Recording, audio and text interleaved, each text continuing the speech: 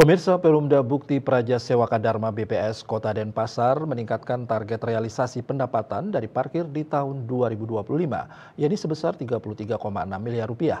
Sebelumnya target tahun 2024 sebesar 27 miliar 381 juta 459.936 rupiah.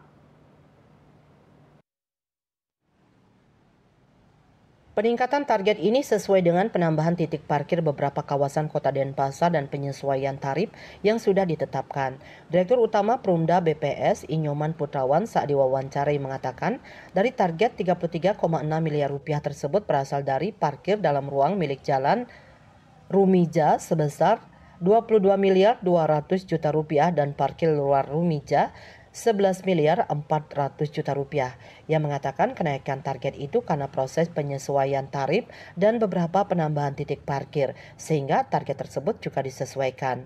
Menurut Putrawan, saat ini pendapatan Perumda BPS juga optimis mencapai target tahun 2024. Pihaknya menaikkan target atas dasar penyesuaian tarif parkir dan ada penambahan beberapa titik parkir. Di sisi lain, tahun 2024 ini pihaknya optimis hingga Desember ini target bisa dicapai.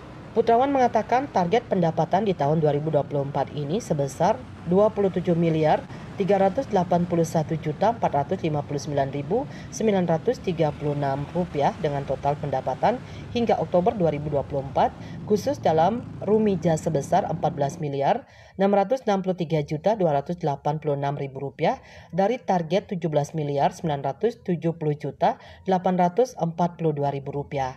Sementara untuk luar Rumija total pendapatan 8 miliar 237 juta 42.086 rupiah dari target 9 miliar 410 juta 617.936 rupiah.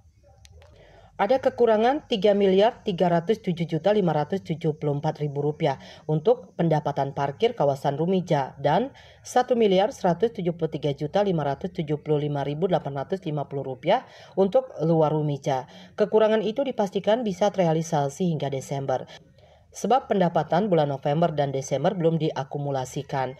Menurut Putrawan, ada beberapa kendala yang membuat pendapatan di Denpasar sempat menurun, yakni adanya beberapa pos tutup akibat adanya kegiatan upacara adat, kegiatan usaha yang tutup, dan kegiatan lainnya yang mengharuskan beberapa titik parkir harus ditutup dalam kurun waktu tertentu.